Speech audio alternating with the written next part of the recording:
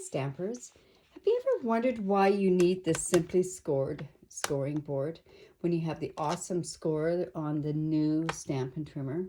What makes it so special? Welcome to Stampin' with Diane. I'm Diane Evans. I'm an independent Canadian Stampin' Up Demonstrator.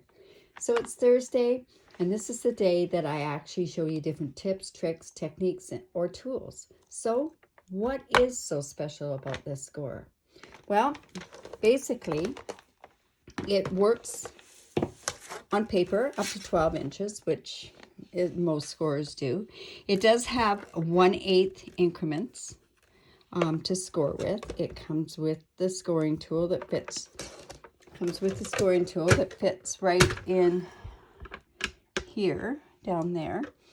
It also comes with 3 of these, and these fit into these little gadgets here so you don't have to remember where to score. I happen to, you can't even get replacement plates. There are things for them anymore, but I happen to have 2 or 3 sets of it. And then the other part is right here, there's a special little compartment. Now watch, just because I've said that it's there, I won't be able to open it. Anyways, this compartment can hold different things. I have my scoring tools in there. It also holds a bone folder in there, and it can actually hold even a little tiny chocolate bar in there as well. So anyways, there's that compartment to it. But when I use this scoring board, I use this scoring board all the time for all of my class preps. So what I do is I would take like a piece of paper, and we're using Poppy Parade today, but I'll show you how I do this. I just, depending on which way I want to have my paper go, I would score this at 4 1/4, and then I go and I take my bigger cutter and I would cut that at 5 1/2, and then I've got 2 pieces scored all at once. But the other thing that this scoring board is good for is when you do fancy fold cards. So I'm going to actually use this today, and we're going to do a fancy fold card called the Pleated Shirt Fold or a Drapery Fold. Now, I know I'm bringing back a lot of different popular folds from 4 to 10 years ago, but you know what? We have an awful lot of new stampers, and also it kind of tweaks your mind and say, oh yeah, I forgot all about that one. So yeah, we are... So I'm going to be doing an awful lot of that, showing you the different tools. So what we're going to be doing today is we are going to be doing a variation of this. And this is the skirted fold card. So, but we're doing a variation of it. And we're going to be using the Peaceful Poppies Designer Series paper. But also something else are these Peaceful Poppies elements. And these can be found on page, I believe it's... let's see, I think it's on page 45. You know, I'm not too sure what page it's on. But anyways, on the Peaceful Poppies Sweet Thing, they're right down in the corner down at the bottom. And these things they're fantastic. I'll show you what's included in this package here. This package comes with 2 of each one of these designs. So you get these poppy images in there. You also get some of these images that are in the black. Like there's this, and then there's this, and the circle. You also get 2 sheets of vellum ones, and they're already embossed, so you could do watercoloring on them, you could do sponging on them, and that sort of stuff. And then it also comes with 2 sheets of watercolor paper that are already embossed. So really good value for your money there. But we're going to be using those today as well. In this one, you see that I had used this element, which is this element here, on the card we're going to do today. I'm not going to be doing that. I'm going to show you something else that we did with it. But then here, I used the satin ribbon. But today, we're going to be using this element off of there. So basically, the same card, but just a tiny few different things on there. So I'll show you what other stuff that we need to make this card. So we're going to need Poppy Parade cardstock, and it's cut at 5.5 by 8.5 and scored at 4 1/4. And like you said, like you saw earlier with the scoreboard, I scored first, then cut. Just going to put this over here. Get rid of these elements as well. And we are going to need a piece of Whisper White, and it's cut at 4 by 5 1/4. I have a piece of just basic black, and it was cut at 2 1/4 by 2 1/4. And I used the stitched shapes and cut the third largest circle out of that. And then this Poppy Parade, Peaceful Poppy Parade DSP, I have a piece that's cut at 3 inches by 8 5/8. And this is where I'm going to use the scorer. So I've already marked which places where I have to do. Because it's Designer Series paper, I'm using the thicker edge of the stylus so that it doesn't cut into the paper. This scoreboard is also amazing for making boxes because it can really get in there and score them. I think it's one of those things that I've used the most by on here is by different boxes and that sort of stuff. So I'm just going to take the scorer away.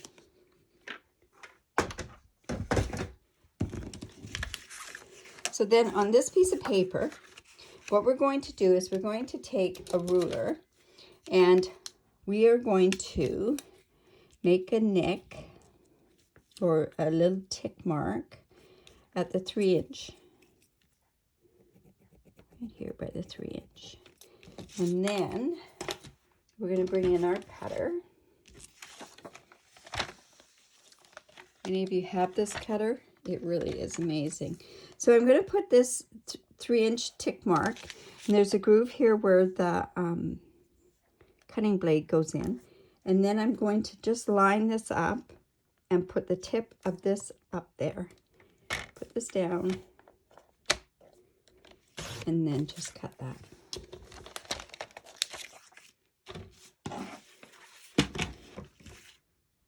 And this is going to give us the pleated skirt or whatever. So then what we're going to do is we just take these folds and we're just going to score them in or fold them in like this. Like this. And I've left this one, I kind of have a score line on it. But because when you do cut, sometimes there's different variations on there. So I don't want to have it where it's not long enough and to the edge. So I'm just going to put it like that. Then I'm going to bring in my snail. I'm just going to put a bit right here. Put that down. A bit here. I want to leave, oops, get that even up at the top there. I want to leave this bottom part so it's an open, like an open pleat. And I'm going to actually just fold this back on itself once I've got it on the paper. So then I'm also going to bring in my tear and tape. And we are just going to put that along the top. And then, oops.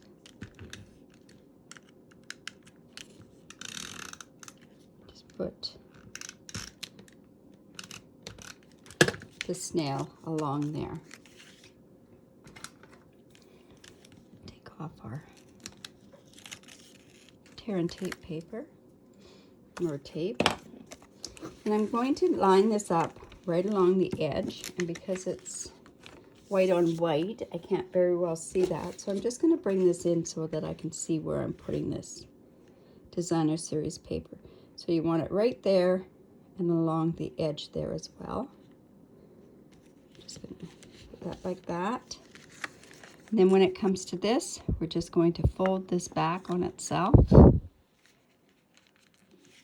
I'm just going to use a tiny bit of, well, you know what, I can just use a snail and just put that back there, along there.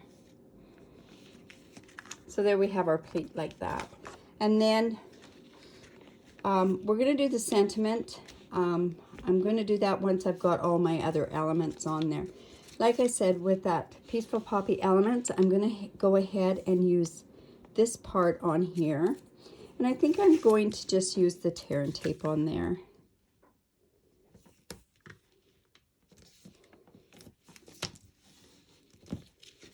I'm going to take your pick tool again. And then just, we're going to line that up along here. And then I'm just going to trim that piece off because it's a tiny bit longer than 4 1/4. Oops. There we go. Make sure that's straight before we really tack that down. You know, you can use the grid paper for that as well, eh? So I want it right along there, so yeah, that looks good. And then I'm just going to take my paper scissors, snips, and just trim that off there like that. There. So see here, I used the satin ribbon. This way we're using this. Now what I'm going to substitute is I'm going to put this part in here. Now I know roughly where that is, where that's going to go. So I want to, before I put this onto my cardstock, I want to know exactly where to put my sentiment. So let's bring in the memento. Now, I was going to do a birthday card, but I think I'm going to do a congratulations card. This congratulations is from this Peaceful Moment stamp set. There's some really nice sentiments that are on there. But I'm going to use this congratulations.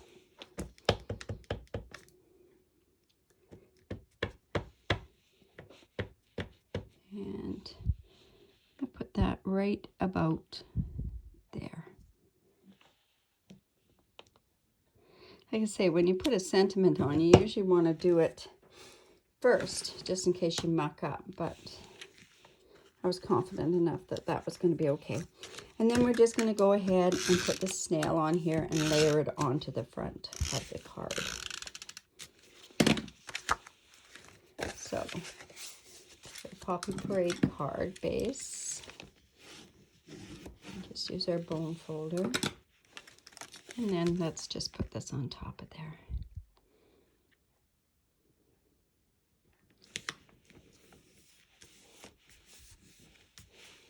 And now we can go ahead and put these on with dimensionals. Now, because I can, I'm going to use the black dimensionals.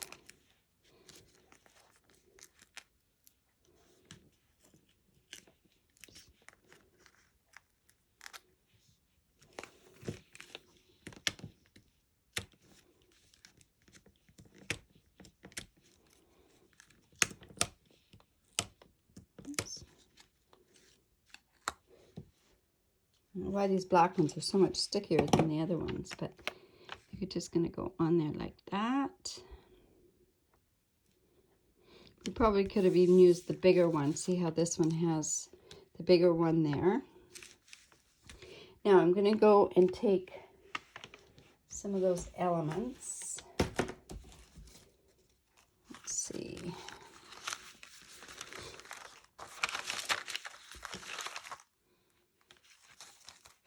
So we could put this one here. Yeah, we could do that. I think I'm going to use this one though. I'm going to use black dimensionals on there as well. Whenever you've got anything against black, the black dimensionals are your better ones to use.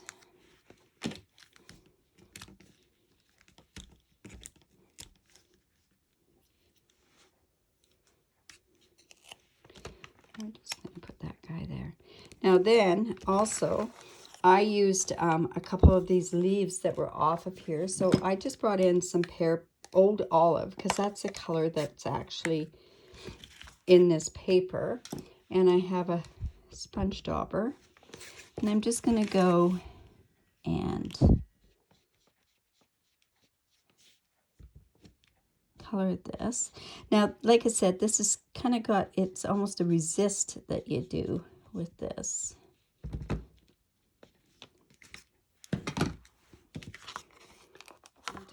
those out. The ones with the vellum are very pretty as well. So I'm just going to, could use a glue dot, but I'm just going to use my snail and attach in there. Before I stick it down, we'll see if that's where I want it. And there. Yeah, that'll work. Now, on this particular card, I used the red rhinestones, but I think with this one, I'm going to use the Peaceful Poppies sequins. They're a little bit bigger than the rhinestones. And if I can open it without spilling it all over the place, it's good. And I'm just going to take in my Tombow liquid glue.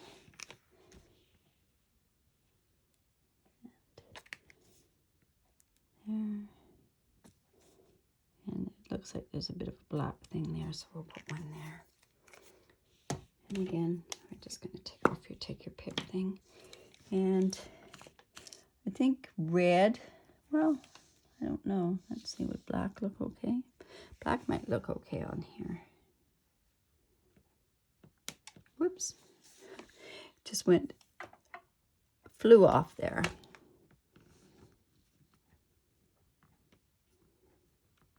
Not too much of that goop on here, that's for sure. The end of this, so I'll just take some of that off. And then I think I'll keep with, well, they're not black, actually. It's a Blackberry Bliss that this actually is. Put that there.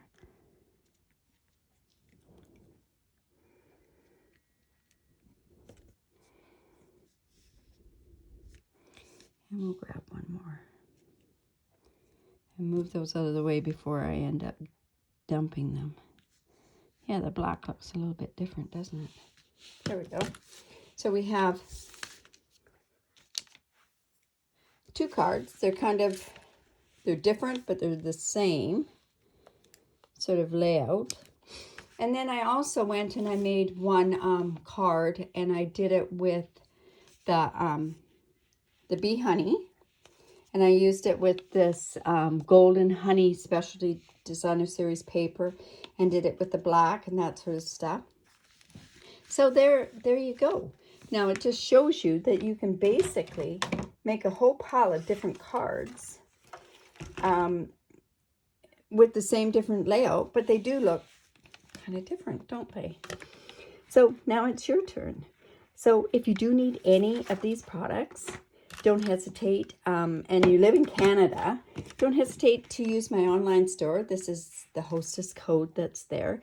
Now this hostess code, by ordering online, what that does is it allows you to have a free tutorial that I'm giving away that has the theme of love and Valentine's Day.